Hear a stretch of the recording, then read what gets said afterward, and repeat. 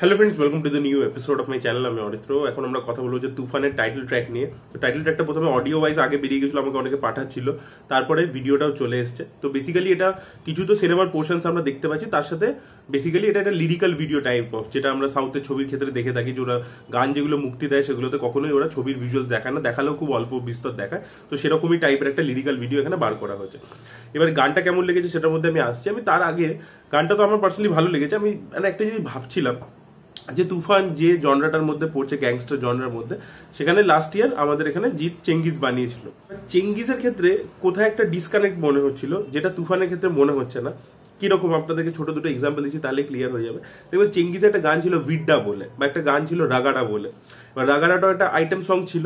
এবার এখানেও দেখুন উড়াধুরা বলে একটা আইটেম সং আছে। আর ওখানে ভিড্ডা গানটা যে কাজটা করছিল, এখানে এই তুফানের টাইটেলটা কিন্তু এক্স্যাক্টলি সেই কাজটাই করছে। এবার দুটোর মধ্যে ডিফারেন্সটা দেখুন কোথায় হচ্ছে। বাংলাদেশের যে কাজটার মধ্যে এই দুটো গান আমরা শুনতে পাচ্ছি, এই গান দুটো কিন্তু খুব রুটেড। আজকে এই যে উড়াধুরা, এই গানটা যেখান থেকেই নিয়েছে, যেখান থেকে ওরা ইন্সপায়ার্ড হয়ে বানিয়েছে যে টিউনটা, সেটা বাংলাদেশে খুব প্রচলিত একটা মিউজিক, এবং সেখানে যে লিরিক্সগুলো ব্যবহার করছে সেগুলো প্রচন্ড কিন্তু বাঙালি। অন্যদিকে রাগাড়া, এই যে টাইটেলটা, রাগাড়া কথাটা তো এখানকার কথাই নয়, এটা তো বম্বে বেস্ট কথা, ঠিক আছে।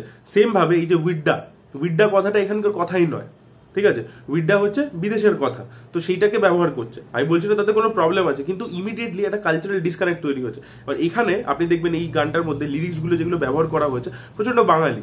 আসছে তুফান, প্রলয়ের তুফান, এই যে কথাগুলো প্রচন্ড বাঙালি লিরিক্স ব্যবহার করেই একটা যে লার্জার দ্যান লাইফ জিনিস ক্রিয়েট করা যেতে পারে, সেটা কিন্তু করতে পারছে। তাই জন্য আমার মনে হচ্ছে কোথাও গিয়ে তুফান আর চেঙ্গিজ সেম জনরাতে পড়ার পরে তুফানের কানেক্টিভিটিটা অনেক বেশি হচ্ছে, সেটা গানের ক্ষেত্রে আর কি বলছে। তো এই জিনিসটা আমি অবজার্ভ করলাম, তাই আপনাদের সাথে শেয়ার করলাম। এবার এটার লিরিক্সগুলো তো আমার খুবই ভালো লেগেছে। লিরিক্সগুলোর মধ্যে ওই মজাটা আছে, ওই পাঞ্চটা আছে, মানে ভালো লেগেছে। লিরিক্স খুবই ভালো হয়েছে, এবং তার সাথে এর অ্যারেঞ্জমেন্ট এবং মিউজিক, যেভাবে আর কি শাকিব খানের ক্যারেক্টারটাকে লার্জার দ্যান লাইফ ভাবে প্রেজেন্ট করার দরকার ছিল, সেখানে তো মিউজিক তো খুব ইম্পর্টেন্ট একটা পার্ট প্লে করে। তো সেটা কিন্তু এখানে ক্ষেত্রে হয়েছে, তো সেটা ভালো লাগছে। তো সেটা আমার ওভারঅল মানে লিরিক্স বলুন এবং মিউজিক বলুন, দুটোই আর কি খুবই এফেক্টিভ মনে হয়েছে। সে দুটো আমার খুব ভালো লেগেছে। এবার যদি ভিজুয়ালস এর কথায় চলে আসে, তো তুফানের ক্ষেত্রে কিন্তু দেখবেন তুফান কিন্তু খুব কম সময়ের মধ্যে শুট করা হয়েছে, এবং খুব তাড়াহুড়োর মধ্যে রিলিজ করছে। আপনাদেরকে বলছিলাম ছবিটা শুটিং কমপ্লিট হয়েছে জাস্ট কদিন আগে, এবং জুনের মধ্যেই ছবিটা মুক্তি পেয়ে যাচ্ছে। তো খুব তাড়াহুড়োর মধ্যেই কিন্তু কাজ করা হয়েছে। কিন্তু দেখুন এই যে টিজার এসছে, সেখানেও ভিজুয়ালস প্রচন্ড প্রিমিয়াম কোয়ালিটি ছিল।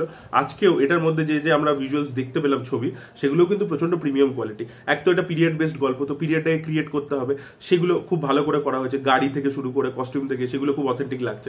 এবার যতটুকু আমরা অ্যাকশন দৃশ্য বা যা দেখতে পাচ্ছি এইটুকু মানে গানটার মধ্যে, সেই ভিজুয়ালস গুলো কিন্তু প্রচন্ড প্রিমিয়াম লাগছে। লুক অ্যান্ড ফিল ইত্যাদি খুবই ভালো করে করা হয়েছে। খালি আমার ওই গুলির যে আওয়াজগুলো দেওয়া হয়েছে, ওগুলো একটু অ্যামেচারিশ লাগলো। ওরকম গুলির আওয়াজ আজকালকার দিনে ছবিতে আর হয় না। তো ওটা আসলে আমার মনে হয় ওটা গানের জন্য হয়েছে। পরে যখন এটা প্রমোশনাল মেটেরিয়াল বলে এরকম হয়েছে, ছবির মধ্যে হয়তো ওরকম থাকবে না। ওই একটা জিনিসই নেগেটিভ লেগেছে। বাকি কিন্তু ভিজুয়ালস কিন্তু খুবই ভালো রয়েছে, খুবই ভালো। এবং স্পেশালি এই ক্যারেক্টারটা যে প্রচন্ড ভায়োলেন্ট, এবং আমরা দেখেছি রায়ন রাফির ছবিতে ভায়োলেন্স থাকে, তো এখানেও কিন্তু সেটা থাকতে চলেছে। কারণ একটা সিন আছে যেখানে ওকে মেশিন গানটা এগিয়ে দিচ্ছে, ওর সাথে হয়তো 3-4 জন কোনোভাবে বিট্রিয়াল করেছে বা কিছু করেছে, তো তাদেরকে ও মেশিন গান দিয়ে না মেরে ও কিন্তু হাতুড়ি দিয়ে মারছে। তো ওই শটটা আর কি দারুণ লেগেছে। এই ভিজুয়ালসটা আমার খুব ভালো লেগেছে। এবং তার সাথে যেখানে শাকিব খানকে মালা পরিয়ে দিচ্ছে, ও নিজের পুরো গ্যাং এর সাথে নাচছে, ওই জায়গাটাতেও একটা খুব সুন্দর ডাইনামিক্স তৈরি হয়েছে। যে ক্যারেক্টারগুলোর মধ্যে নিজস্ব একটা ফ্রি ফ্লোয়িং এনার্জি আছে। মানে ওটা হয় না, একটা হয় কি আপনি কোরিওগ্রাফ করে দিলেন, সেখানে কোরিওগ্রাফ ওয়েতে নাচে, আর একটা হচ্ছে লোকে মজা করে নাচছে আর কি, যেটা আমরা সত্যিয়া ছবিতে দেখতে পেয়েছিলাম। তো সেই কোথাও কাইন্ড অফ সেই ভাইবটা কিন্তু রয়েছে ওই শটটার মধ্যে। তো এরকম ভিজুয়ালস আমার খুব ভালো লেগেছে। আর গানের ক্ষেত্রে তো বললামই আমার ভালো লেগেইছে, মিউজিক বলুন বা লিরিক্স বলুন। তো এখন অব্দি তুফান কিন্তু যা যা প্রমোশনাল মেটেরিয়াল এনেছে প্রতিটা কিন্তু ওয়ার্ক করেছে। টিজার হোক, উড়াধুরা গানটা হোক, বা এই যে টাইটেল ট্র্যাক, তিনটেই কিন্তু ওয়ার্ক করেছে। ছবিটা কিন্তু রিলিজ করছে বাংলাদেশে খুব শীঘ্রই 17 তারিখে, এবং ইন্ডিয়াতে এটা রিলিজ করবে 28 তারিখে। সেটাও তারা এই গানটা শেষে লিখে দিয়েছে আর কি, যে ইন্টারন্যাশনালি রিলিজ করছে, মানে তার মধ্যে ইন্ডিয়া রয়েছে আর কি। তো সেখানে 28 তারিখে রিলিজ করবে। দেখা যাক ছবিটা এখানে কিরকম রেসপন্স পায়। ওখানে বাংলাদেশে তো চলবেই, বিকজ শাকিব খানের ওখানে হিউজ ফ্যান ফলোইং রয়েছে। বাট ইন্ডিয়ার মধ্যে ছবিটা কিরকম পারফর্ম করে, এখানে মানে মাস ছবির যে দর্শক, সেই দর্শক বিমুখ হয়ে গেছে, সেখানে হল নেই, অনেক রকমের প্রবলেম আছে।